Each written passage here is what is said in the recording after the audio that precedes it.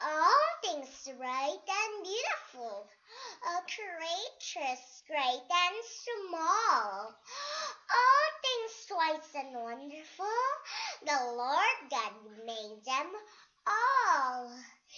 Each little flower that opens, each little bird that sings, He made their glowing colors, He made their tiny wings. The rich man in his castle, the poor man at his gate, God made them high or lowly, and neither there escaped.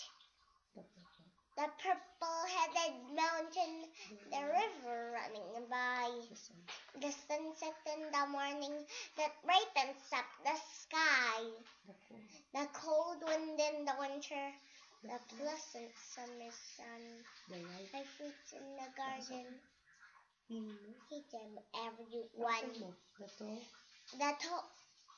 He made them every one.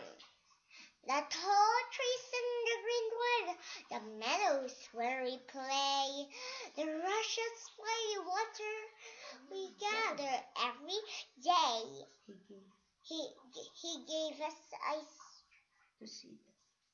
to see them and lips that we might tell how great is God Almighty, who made all things well.